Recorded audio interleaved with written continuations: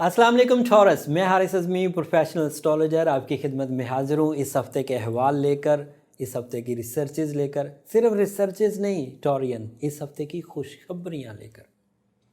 मामला ये है टॉरस कि 20 तारीख को मार्स आपके 7th हाउस में दाखिल हो जाएगा। ये बड़ी न्यूज़ है। 21 नवंबर को मरकरी रेट्रोग्रेशन से बाहर आ जाएगा, ये भी बड़ी खबर है। 23 नवंबर को सूरज आपके 8th हाउस में चला जाएगा। ये छोटी सी कमज़ोर ख़बर है, बट ऐसी कमज़ोर नहीं है कि इससे घबराया जाए, आपके लिए एवरेज सी कमज़ोरी लाएगा। पहले जो अच्छी दो बड़ी खबरें हैं उसके बारे में डिस्कस करते हैं। आपका मार्स आपके 7th हाउस में, मरकरी आपके 7th हाउस में, और डायरेक्ट मरकरी रेट्रोग्रेशन से निकल आया। 3 तरह से आप लोगों को फ़ायदा देगा। एक तो वो तमाम टॉरियंस जो बैनुल-अक़वामी अपना सोर्स ऑफ इनकम पार्टनरशिप पर शुरू करना चाहते हैं, उनके लिए ये बड़ा मुफीद होगा मार्स का 7th हाउस में जाना। दूसरे ऐसे टॉरियंस जो बैनुल-अक़वामी शादी की कोई प्लानिंग कर रहे थे, उनके लिए ये मार्स 7th हाउस में बहुत प्रोडक्टिव होगा। आसानी से वो इन बैनुल-अक़वामी तौर पर अपने आप को इस्टेब्लिश कर सकेंगे, लाइफ पार्टनरशिप के लिए भी, बिज़नेस पार्टनरशिप के लिए भी, लाइफ पार्टनरशिप के लिए। जो फैमिलियाँ husband and wife already husband and wife हैं और वो दूर हैं, मतलब कोई इधर है और कंपेनियन किसी कहीं और है, उनके मर्ज हो जाने के चांस अगर वो कोशिश कर रहे हैं तो बन गए। अगर कोई स्टूडेंट है और वो बैनुल-अक़वामी तालीम की कोशिश करना चाहता है तो उसके लिए भी मौजू है। फिर ये हाउस वाइफ्स के लिए मरकरी की पोजीशन बहुत अच्छी है कि उनकी प्लानिंग, उनकी micro planning, micro management, family की वेलफेयर के लिए कोशिशें, औलाद की तरबियत के लिए कोशिशें, हस्बैंड के लिए कोशिशें रंग लाएंगी और उनकी जहानत दूसरों के लिए मुफीद साबित होगी। उनका अंदाज़े गुफ्तगू लोगों के दिलों पर असर करेगा। सो हाउस वाइफ्स के लिए भी ये अच्छा, और ऐसे टॉरियंस के लिए भी अच्छा जिनकी कारकर्दगी ज़हनी नौयत की हो, जहानत की नौयत की, या प्लानिंग की नौयत की, या कम्युनिकेशन की नौयत की, उनके लिए भी ये पोजीशन 7वें घर की अच्छी रहेगी। सो ये दो ख़बरें मार्स एंड मरकरी की आपके लिए बहुत मुस्बत है। सूरज जब 8वें घर में जाता है टॉरियंस, तो वो थोड़ा सा कमज़ोर हालत, थोड़ी कमज़ोर हालत, बहुत कमज़ोर नहीं, थोड़ी कमज़ोर हालत, लेकिन उसकी इतनी कमज़ोर हालत नहीं होती कि वो डिज़ास्टर या मनफी हो जाए। इतनी ज़रूर होती है कि जितना वो 7वें घर में ताकतवर होता है, या जितना वो 5वें घर में ताकतवर होता है, या जितना वो 9वें घर में ताकतवर होता है, उससे ज़रा सा कम। तो सूरज देता क्या है?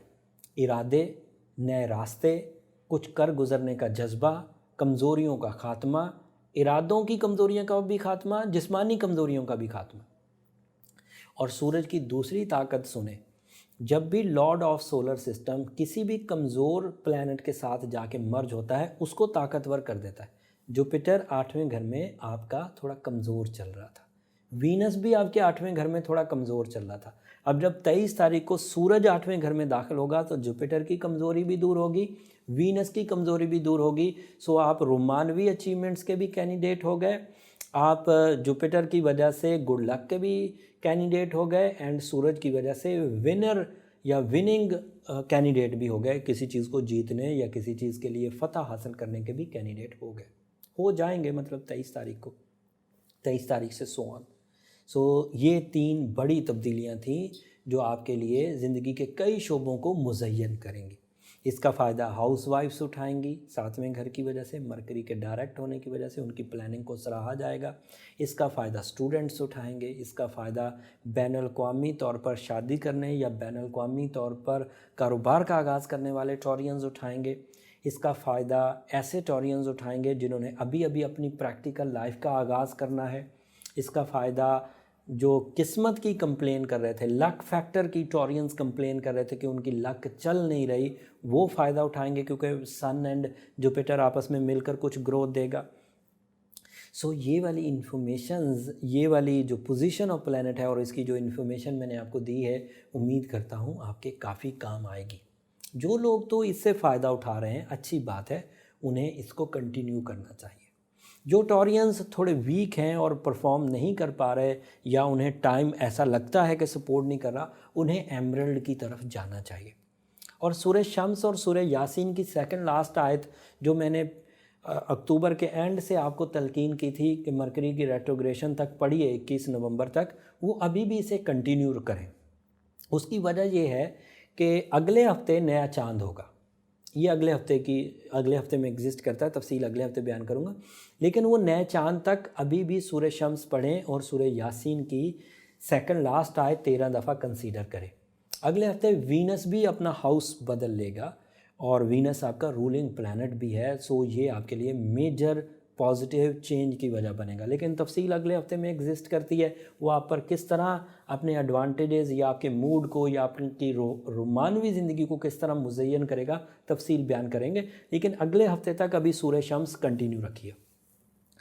اگلے ہفتے کا مطلب ہے نئے چاند تک، اور سورہ یاسین کی سیکنڈ لاسٹ آیت بھی کنٹینیو رکھیں۔ امید ہے کہ اس پروسیجر سے آپ تمام نیگیٹیوٹی آف ہاروسکوپ سے بچیں گے اور جو پازیٹیوٹیز ہیں انہیں گریب کرنے میں کامیاب ہو پائیں گے۔